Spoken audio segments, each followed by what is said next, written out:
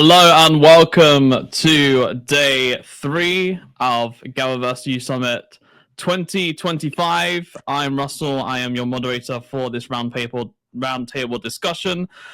Please make sure everyone has their microphone muted so that we can allow each individual to speak. And I'm very excited about this roundtable discussion because we're going to be talking about a message to our youth, the future you could build.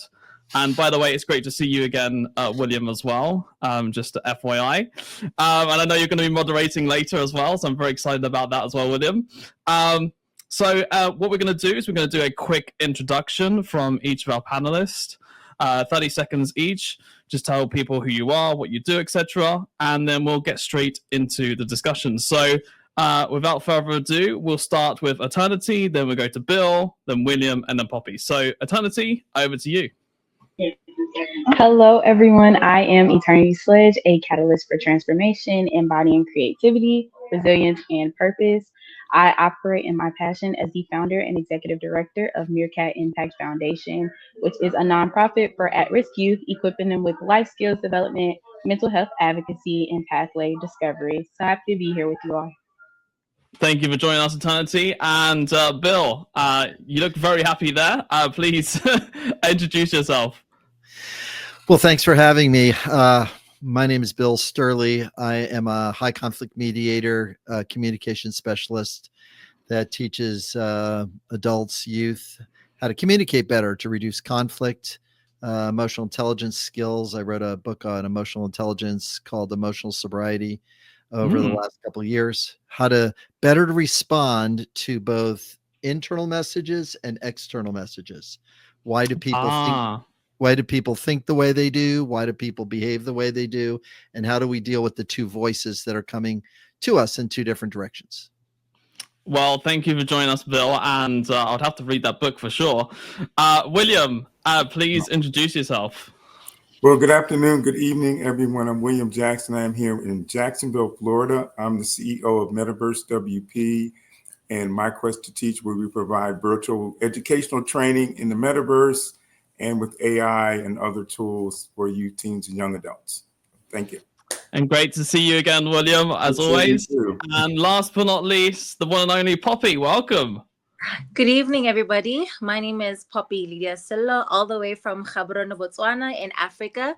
I'm a brand marketing communications expert, and I have a startup called Pathway Media, which basically helps startups with purposeful marketing tactics in different countries such as Nigeria and Ghana and Botswana as well. And I'm excited to be here today and contribute to this very, very important discussion. Thank you. And it's lovely to meet everybody. Well, thank you for joining us, Poppy. And last but not least, myself, most really, actually. So my name is Russell Bundy. I am the co-founder of GatherVerse. Co-founder and chief visionary officer. Make sure I get the title right. And I'm also a partnerships director at GatherVerse as well. So basically, more or less in very simple terms, GatherVerse is focused on creating the trust layer for AI. And that's what we're looking to do right now, is building the infrastructure for that and verifying and building the trust with AI and humans, basically. And then on the other side of things, obviously, director partnerships at GatherVerse. So I handle all the relationships and any sort of partnerships and all that kind of sort of good stuff. So anyway, that's me in a nutshell. Let's get straight into the conversation now, which is, here's the first question. How can youth avoid the trap of innovation without intention and purpose? Very, very interesting question. So do you know what, William? Because you're so eager to get involved, I'm just going to fire this question at you first, my friend. Wow. I was just thinking, wow, that is really deep. Can you ask the question again so I can make sure? Sure. How can youth avoid the trap of innovation without intention and purpose? Okay, well, I'll start with this. When my wife and I, when we're working workshops with youth teams and young adults, we try to encourage them to understand the power of their voice, but also the power of their tools. So we'll have them, for instance, like raise up their phone, and we'll have them repeat what we're saying. It's like, this can be your best friend or your worst enemy.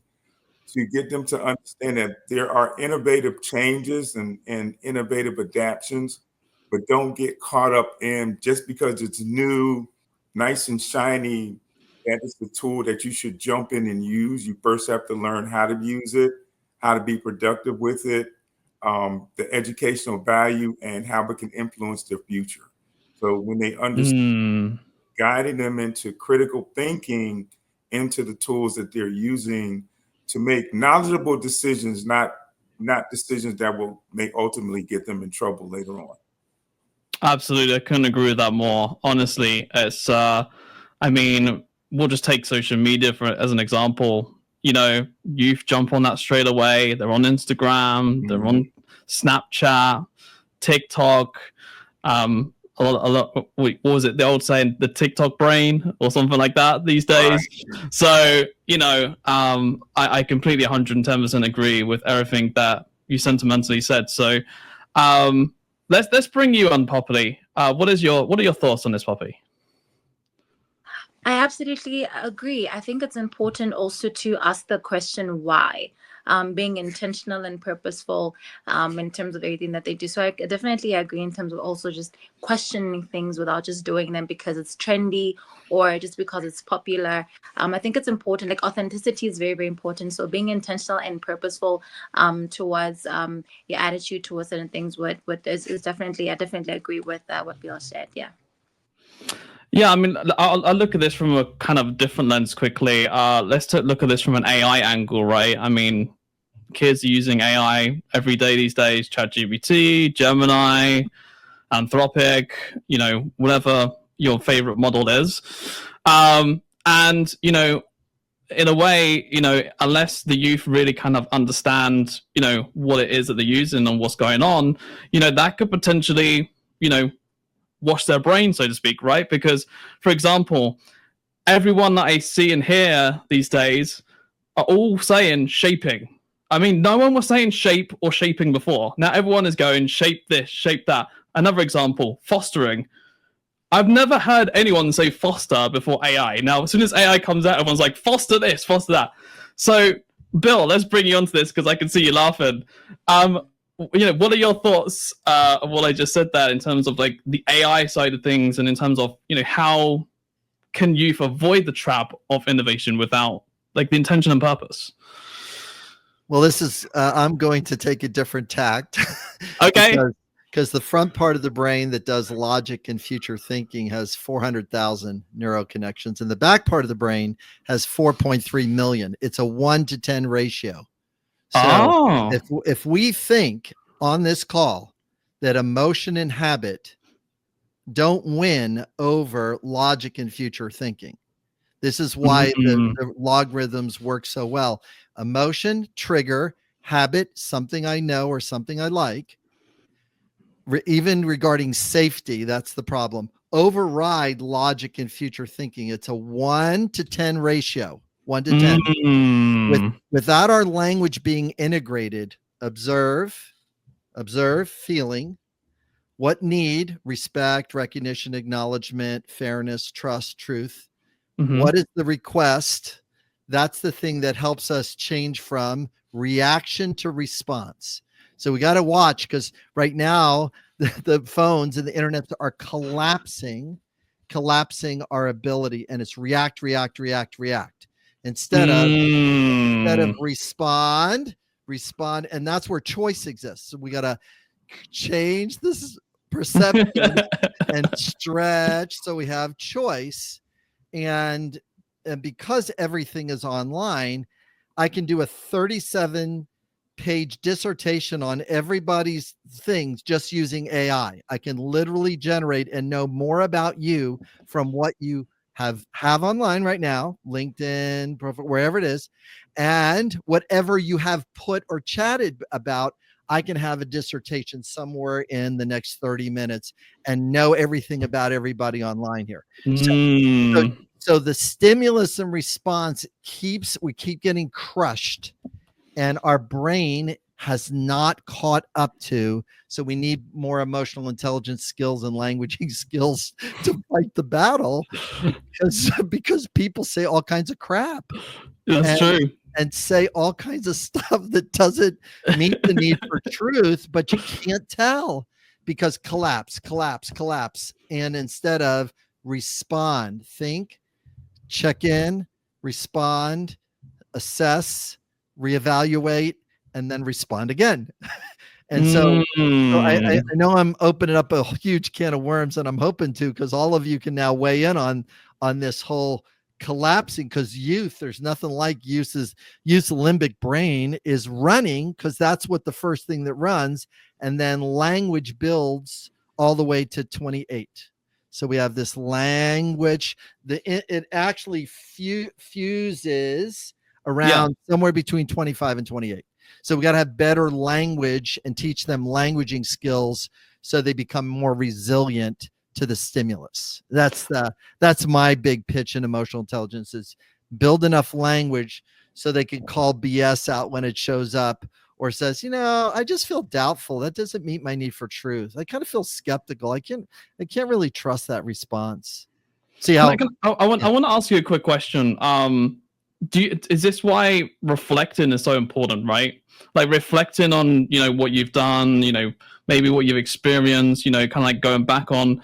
I mean, even if, it's when you're 4 years old and you're 6 years old, maybe they might reflect back on, what they did a couple of years ago when, I went to the theme park and, went there with X.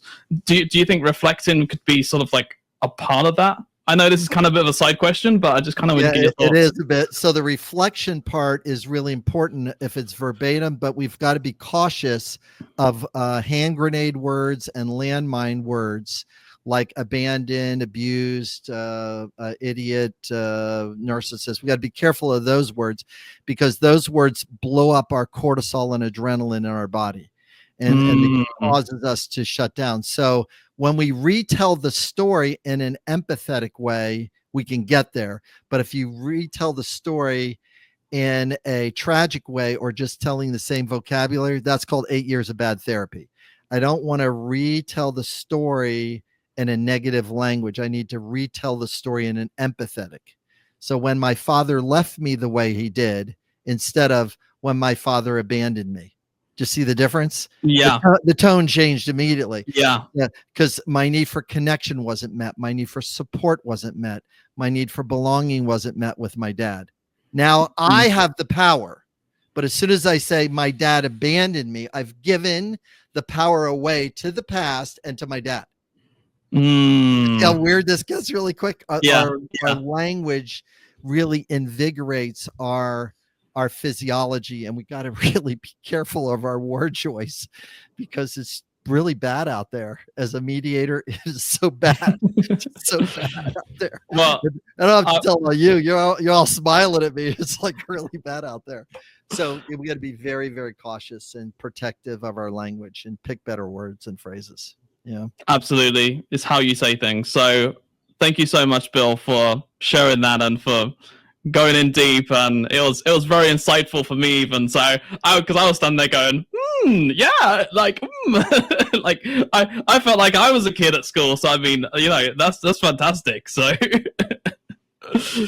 now we need to go on to the next question, which is, in the world of endless information, how can the youth sharpen their ability to think critically and independently? So kind of really carrying on from what Bill was saying. So we'll bring in Eternity, and then we'll head over to yourself again, William, after that. Eternity, what are your thoughts? I think implementing community is really important. I love what Bill said about their toolkit of words, but I think it's more than just the language. It's also the people around you, having people around you who push you out your comfort zone, having people you can talk to about the different questions that they're going to AI with, because they're not just going to AI to ask for help on their papers. They're asking things that people usually Google or that they can usually talk to a parent about. So create a social support system around you that can help walk you through these different things, or if they can't answer your questions, they're supporting you in figuring out how to get your questions answered.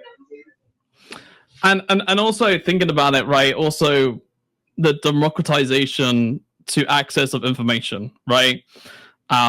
obviously it's progressed. When the internet happened, then we went to Google, and then now we've got AI, right? So AI can just get us all the information within seconds. We haven't even got to search through entire search logs anymore in Google. Like, we haven't got to go through like 10 different links. And now whatever AI says, we believe and almost trust instantly, right? Because it says it with such confidence. You're like, oh, well, you must be right. So when it comes to how can the youth sharpen their ability to think critically and independently, I think there's two parts of this. Number one is how to use AI, right, to get the information to understand, but to also potentially fact check that if that's a possibility. But number two is also educating them on how to use it, right? Just for them to understand it is a tool. It is something that they can use, and how you were saying, William, about how it's like good and bad, etc., and how you're saying that with the phone, it kind of, AI is in a way can be used in the same way. So from your point of view, William, in a world of endless information, right, how can the youth sharpen their ability to think critically and independently? I think one of the things that needs to happen is the youth find a mentor that will guide them on their process of learning. And hopefully their mentor is not someone younger than them or slightly older than them, because they need to have somebody with experience. Like this panel right here would be a great example, because we could give them real world truths and values to using technology, not their friends that will tell them probably, go to this site or go to this AI site and it will do everything for you.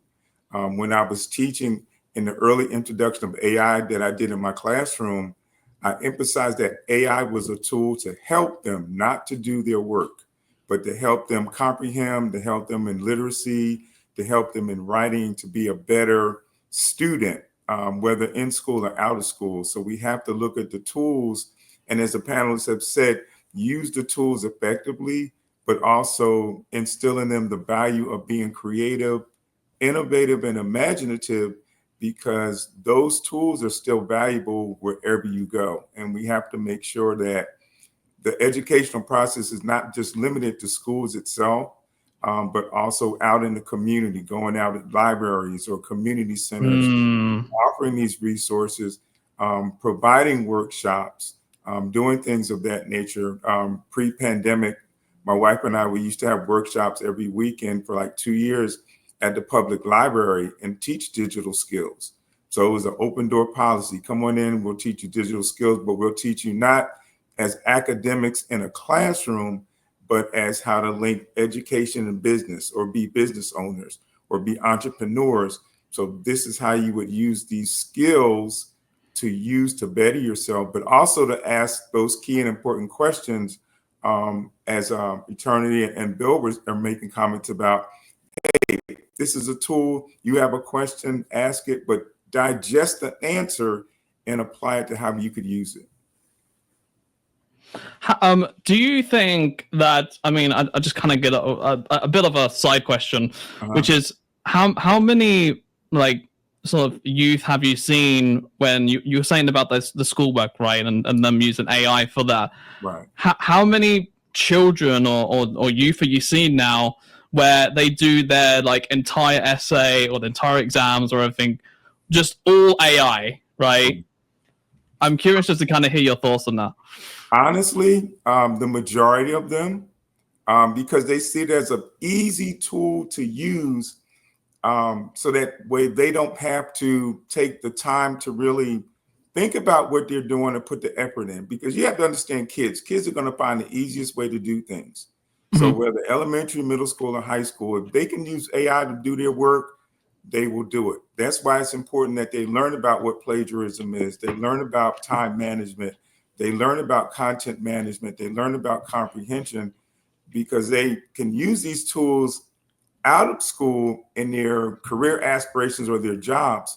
But when it comes down to it, when I was in the classroom, we had a running joke that they were not as smart as AI. They would ask smart questions, but when AI gave them the feedback or the information, they still had to read through it, because AI accumulated information from the internet and other resources, but it did not put it in words related to that student or how that student talks or thinks.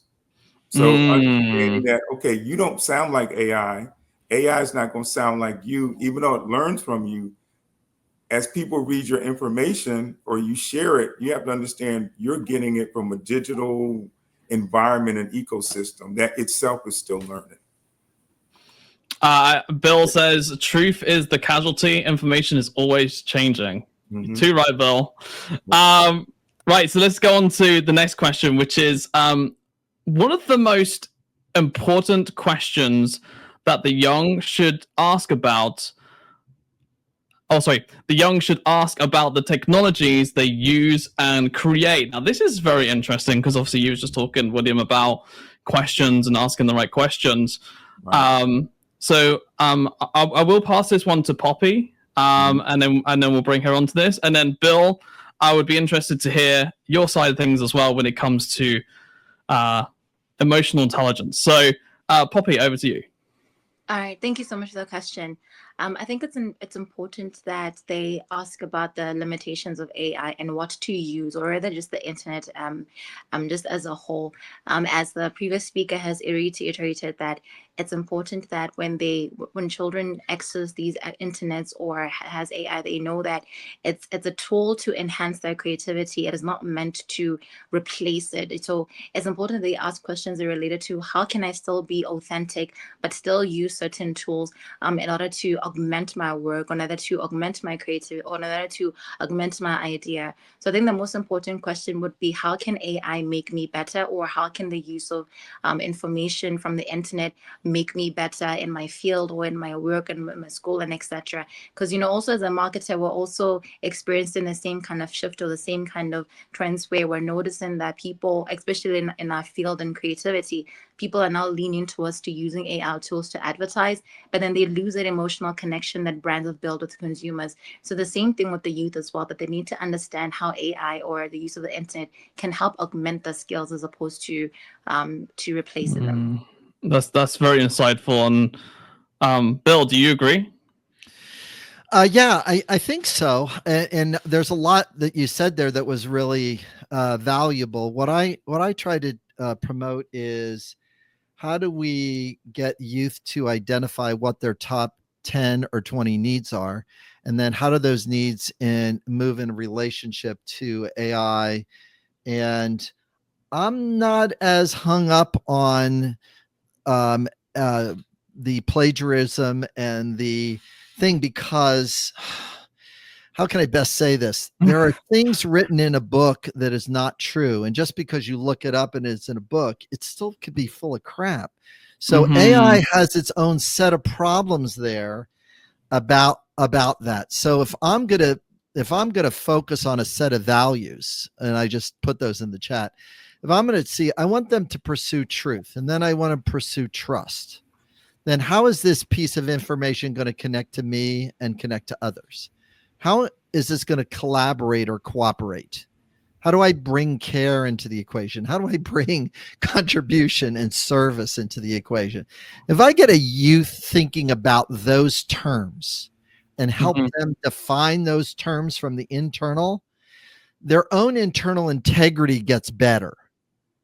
And then they'll step into it because their emotions are going to follow. They're going to feel inspired and energized and delighted and confident in things. They won't feel doubtful, skeptical, hesitant, anxious, nervous, because they're pursuing a need which causes a feeling, which actually ties in, Poppy, to what you're saying, is that they gotta fight with their internal voice, but they don't have enough vocabulary for their internal voice. So building a needs-based vocabulary can help them give really strong pushback to say, I'm not sure if AI is fully correct on this. Let me ask another AI or another thing, and let me ask the question in a new way so I can have a new truth. And actually, I can actually say to AI, can you cite the resources for what you just said to me? And then it arm twist AI to tell the truth or bring out what the resource is, and AI's got to cough it up. Yeah. and then what happens is then you got the footnote and you got the validation piece, because it's kind of getting good at that now. I can say, hey, can you give me some reference? And all of a sudden AI could go sideways. Or I learned a new term is there's this AI phantoming, where AI goes off in its own way and starts creating a story out there. And then you got to reel it back in, because I don't want to say it, but it goes nuts a little bit. Yeah. But it's still getting better. But anyways, that's another rabbit hole. But does that make sense though? Is if I build value in the narrative, that actually can help the youth to modulate their emotions and become more emotionally resilient, which is a term I keep trying to promote. Emotional sobriety, emotional resilience, emotional congruency. If I can get those three things in society. Yeah.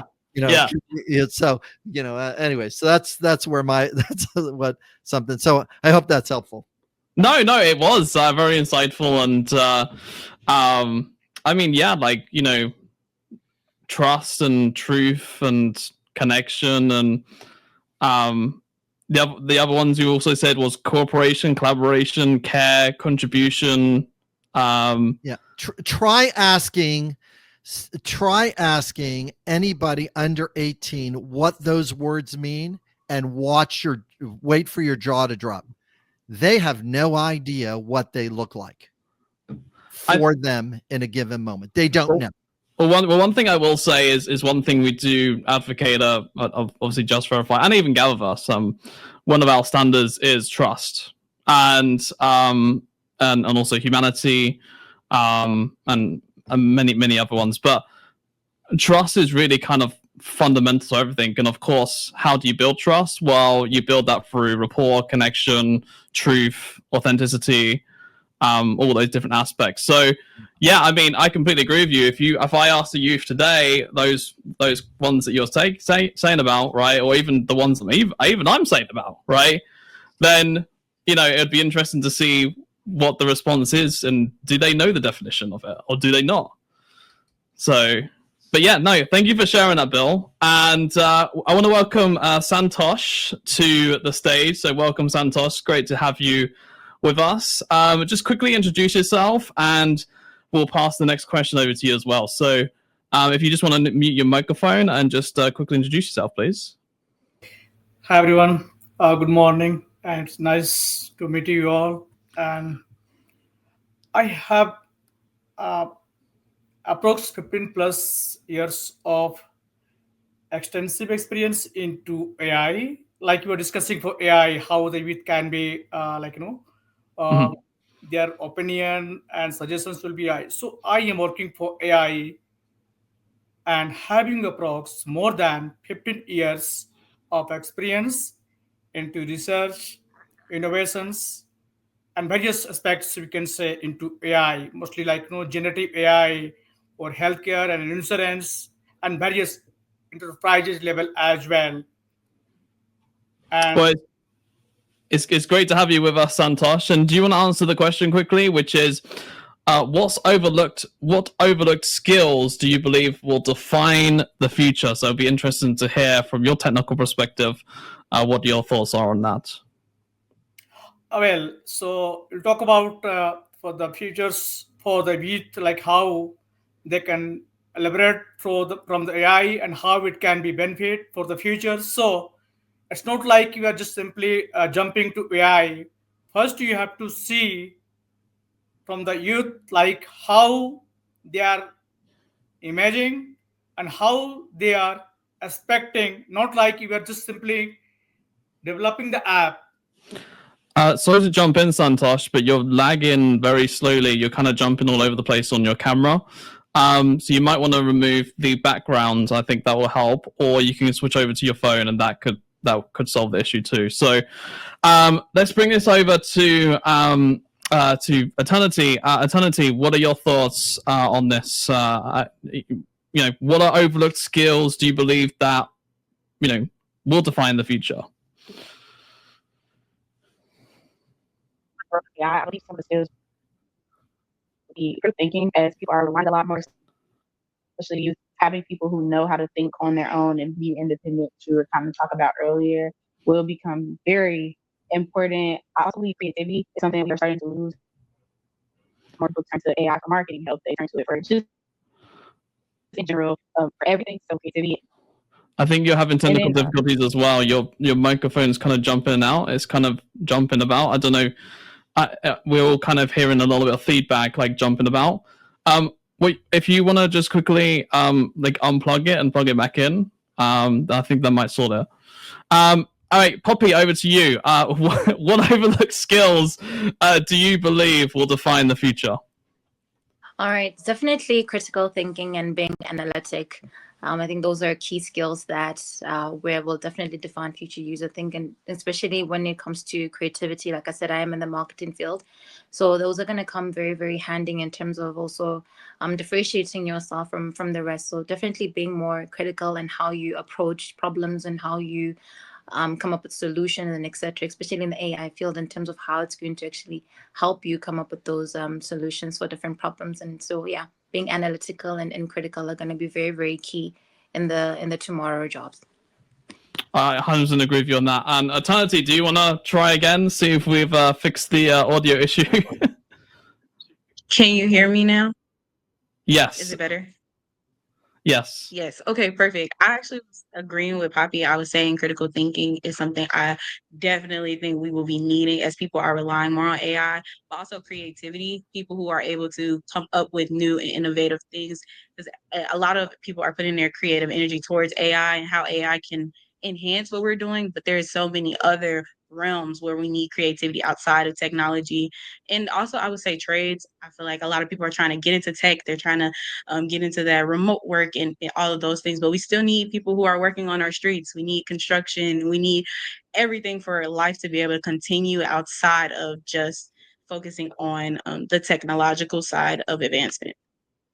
Interesting. I mean, I think maybe one of the overlooked skills potentially could be, I mean, even potentially like the lack of engineers, right? In terms of, you know, when it comes to AI and robotics and stuff like that. I know you're talking about outside of technology, and we do need, you know, all the main jobs, you know, manufacturing, etc. When it comes to that aspect, but also we do need the right people within these AI companies so that they can be built correctly and actually for the better of, you know, humanity as well. When it comes to, for example, like a chief ethic officer, for example, in companies having that inside of there so that they can make sure that human values are a part of, you know, the data that's been put into it and stuff like that. So I think something that's a bit of like a side thing, but I completely agree with what you're saying, Eternity, and the same with yourself, Poppy. But that's just kind of like something that I would just add to what you both have said. So thank you both for sharing that. And now we go on to the next question, which is, how can young people cultivate wisdom in the age of abundant knowledge? So Bill, we'll bring you onto this, and then William will bring you in next. Oh my gosh. Well, abundant knowledge, gain experience, pursue knowledge, boil it down to wisdom, into small bites to feed to others. Small bites. Mind reading is overrated. Yeah, that's small. Do you see that small bite? Right? Adjust perception and expand your perspective. Small piece of wisdom. Because you got, it's almost like to speak and think in TikTok. I mean, it's really funny that what I'm saying right now. Okay. Because, you know, like, you know, any implement is a tool in the hands of a master. I mean, that is true. You know, that is a snapshot. Now, you might not know that, but that's a quote that my dad gave me 40 years ago. Oh, wow. Okay. So wow. He used to speak in TikToks, and that's I used to. He's a part of my storytelling when I speak. He used to speak in that way. He used to did it, and he used to walk around. He was like a quote guy, and then he would work throughout his day throughout his week through a quote. It was right. It was like TikTok before it was TikTok. But we're in that space right now. All of us on this line get stuck in explanation, theory, research, and it doesn't stick. Try to explain to somebody that believes that the world is flat that it's not. Just try. Their perception and their perspective is holding it to be true. It's holding it to be true. Yeah. And then you can see how people's brains are getting hijacked with all kinds of things that are outside the realm of truth. And you're going like, how are they fighting for this issue? Because it has some stickiness to it, because it's catchy. And if you repeat something catchy over and over again, people will go like, I guess that's really true. You know, that, and it's like, and it is so full of it. So we got to get used to adjusting, helping ourselves and others adjust our perception and expand our perspective in the new world of abundant knowledge, because we have so much knowledge we can't sort. It's very hard for us to sort, and our brains aren't really up to it, other than start speaking in these small ways. You know, think of it like the brain, like it's an elephant. There's an elephant with a rider sitting on top, and the rider on the top has got to get that elephant to move. Tell me, what does the rider have as he's sitting on top of here? A small stick. Tap, tap, tap, tap, tap, tap. Don't explain crap to anybody. Don't give them the answer. Tap, tap, tap, tap, tap, tap. Trying to get their brain to adjust in small movements. Right. And then it goes better.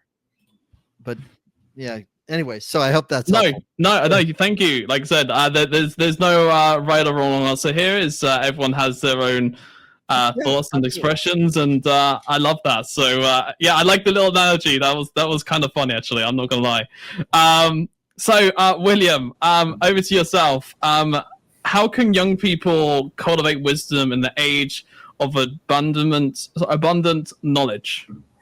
So I'm going to feed off of what Bill said, but I'm going to take it in another direction. I'm going to start with the older people around them, parents and grandparents, because it used to be a time where kids, new teens would be able to ask any question for the most part, and the parents and grandparents would take the time to answer it and then say, what do you think? That is true.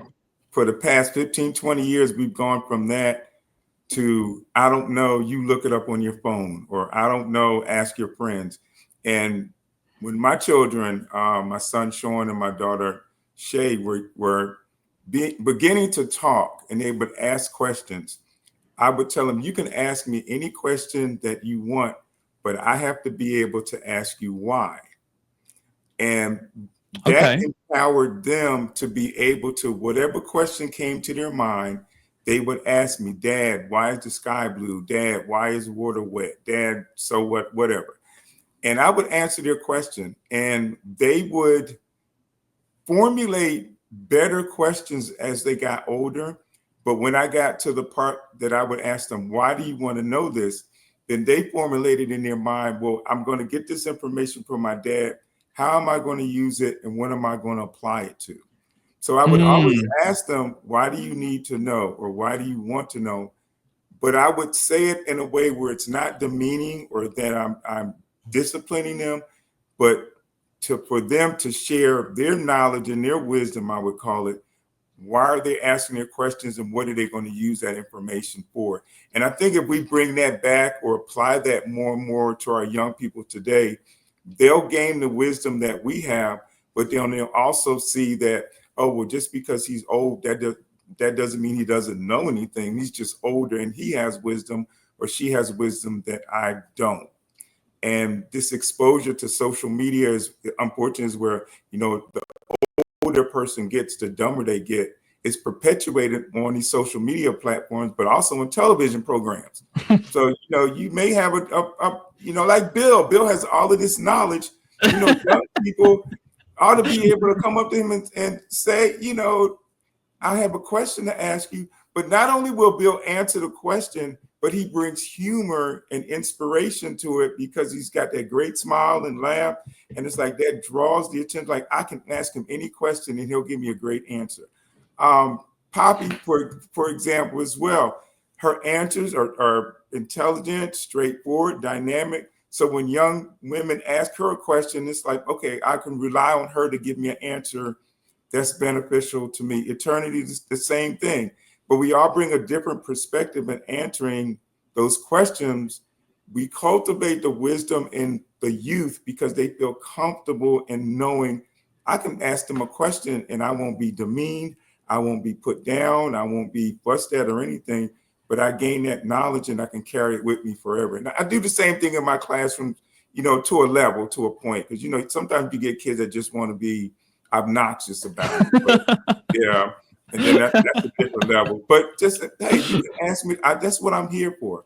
Always, we're either parents or grandparents or uncles or aunts, and they may not want to ask their friends because their friends more likely will give them the wrong answer.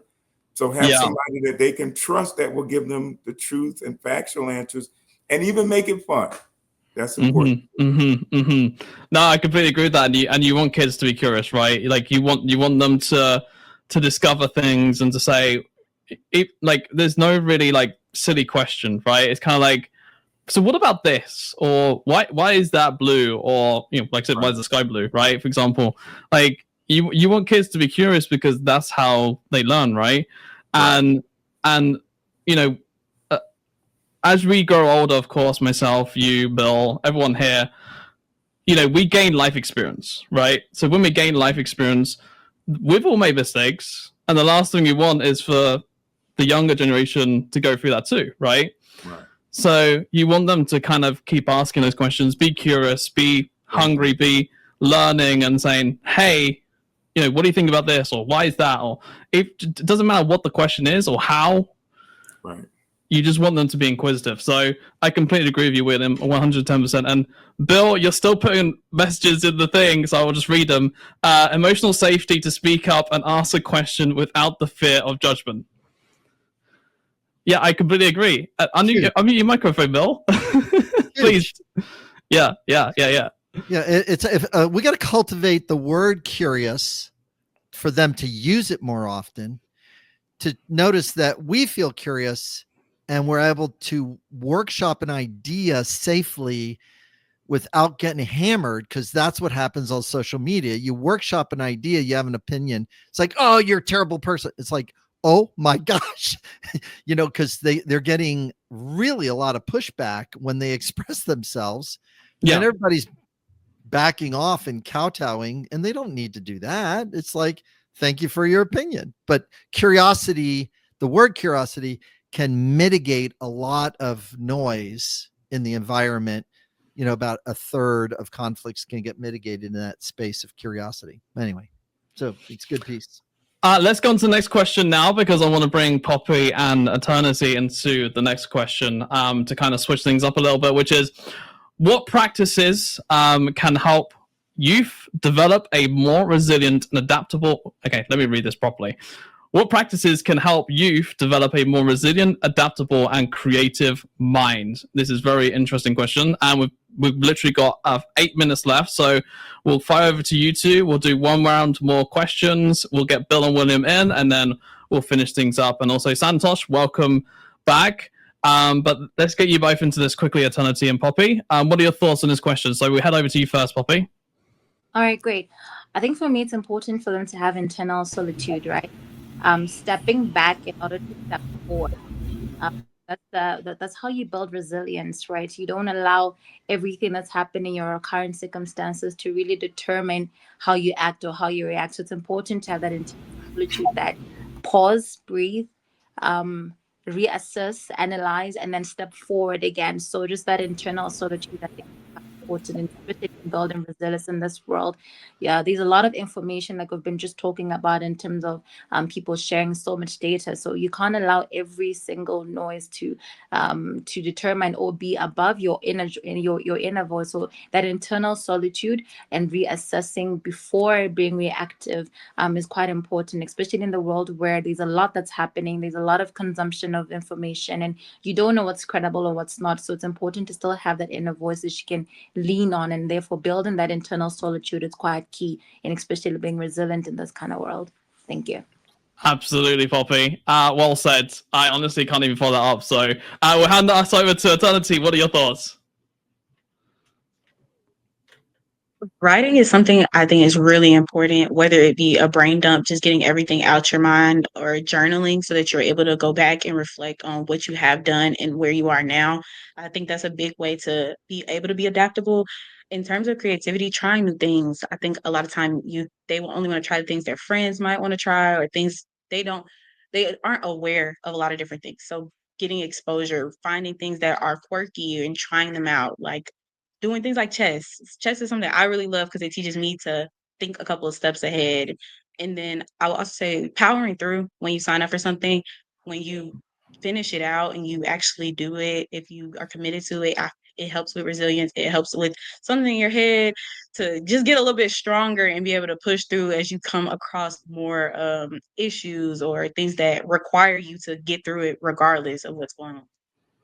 No, I completely agree. And Bill, why are you smiling for again? What is going on there? Like, it sounds like looks like you're having your own party or something. It's like we're in our tribe here. We're in our tribe. We're just bantering stuff back and forth, and it's our tribe really working, to create the vision. And the hardest thing about this question about resilience and adaptability and creativity is creativity collapses if there's no stability.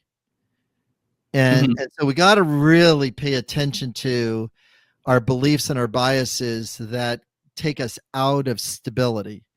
And I read a really wonderful book called On Freedom by Timothy Snyder. And he talks about the difference between freedom from language and freedom to language. So the current negative talk right now is freedom from immigrants instead of freedom to grow and provide opportunities for growth for people who want to be here. Freedom to is a better narrative than freedom from. Yeah. And it's really important. We've got to create a stability language that creativity can rest itself on. And that's something that can create a really strong resilience inside a young person.